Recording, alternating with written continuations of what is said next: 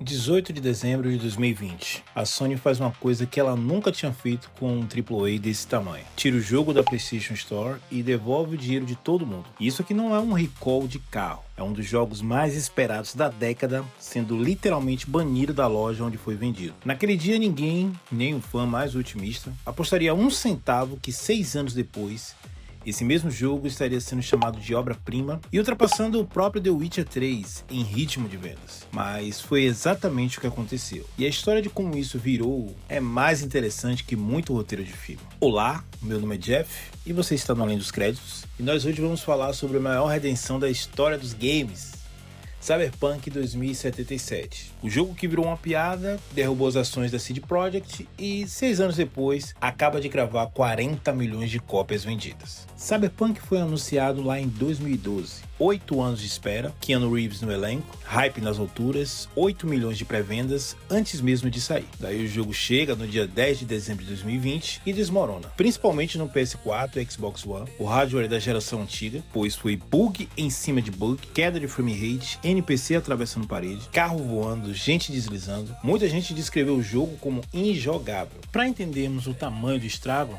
a gente precisa entender esse contexto. O marketing foi implacável. A partir de 2020 veio o Night City Y, uma série de transmissões oficiais só para alimentar o hype. A CD Projekt prometeu, com nome e sobrenome, 3 Life Paths: Nomad, Skid Kid e Corpo, que iam mudar de verdade a sua jornada. Prometeu um RG profundo, herdeiro de jogo de mesa. Prometeu classes com habilidades especializadas. Prometeu até uma cidade que reagia a você. E é aqui que a história fica feia de verdade. Em 2019, o cofundador deu uma entrevista ao site Kotaku e disse com todas as letras que a CD Projekt queria ser mais humana, que ia tratar as pessoas com respeito e que não ia obrigar ninguém a fazer crunch. Crunch, para quem não conhece o termo, é aquela maratona de horas extras, trabalhar noite adentro, fim de semana, por semanas ou meses seguidos para fechar um jogo no prazo. Isso daí ficou só no papel, porque em setembro de 2020, um e-mail interno vazou para Bloomberg e nele o chefe de estúdio Adam avisava o time inteiro, a partir daquele dia, semana de 6 dias obrigatória até o lançamento. E o pior é que relatos de ex-funcionários apontavam que aquilo não era o empurrão final de 6 semanas. Muita gente já estava em jornadas de até 16 horas por dia, incluindo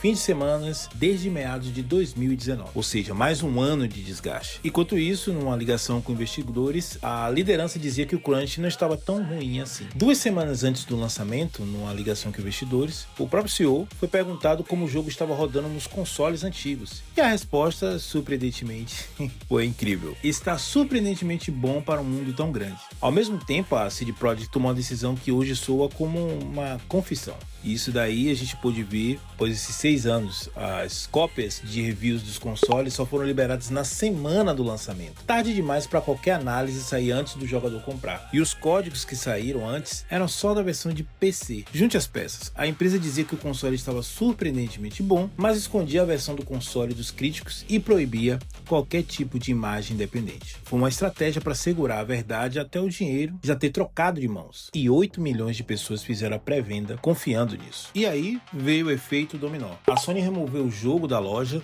e ofereceu reembolso total. A Microsoft não removeu, mas devolveu o dinheiro sem perguntas. As ações da CD Projekt despencaram até 20% e a empresa perdeu cerca de $1 bilhão em valor de mercado em poucos dias. Ainda teve processo coletivo de investidores, encerrado depois de um acordo de $8,85 milhão.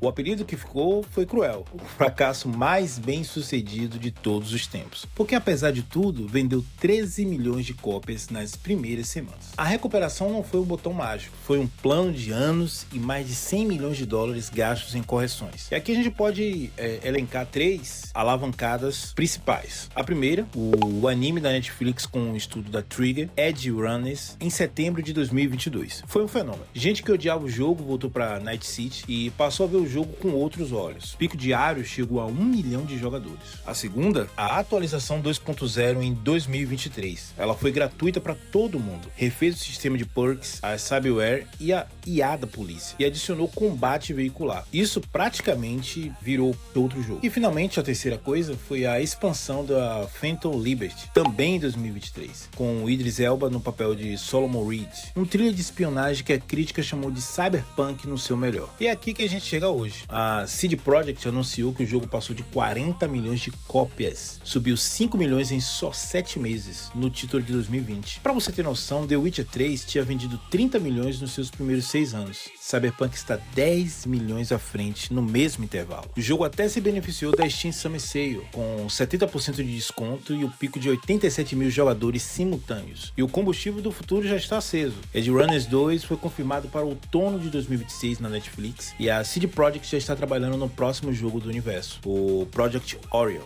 Agora a pergunta incômoda: isso deveria virar padrão? Porque tem um lado perigoso nessa história. Lança quebrado e conserta depois. Isso daqui não pode ser o novo normal. O próprio chefe da CD Projekt admitiu que perderam a confiança de parte dos jogadores para sempre. A redenção de Cyberpunk é real, mas custou anos, mais de 100 milhões de dólares e a reputação de um estúdio inteiro. A lição que fica para nós é que não dá para consertar depois. É que consertar sai muito mais caro do que ter feito certo da primeira vez. E você, o que acha? Deixe sua sugestão logo abaixo. Se você discorda ou concorda comigo, deixe a sua opinião. Se inscreve no canal. A gente está com a meta de bater 1000 inscritos até o final deste ano. Deixa o like e me conta aí, você acredita em redenção dos games ou uma vez queimado, queimado para sempre? Até mais!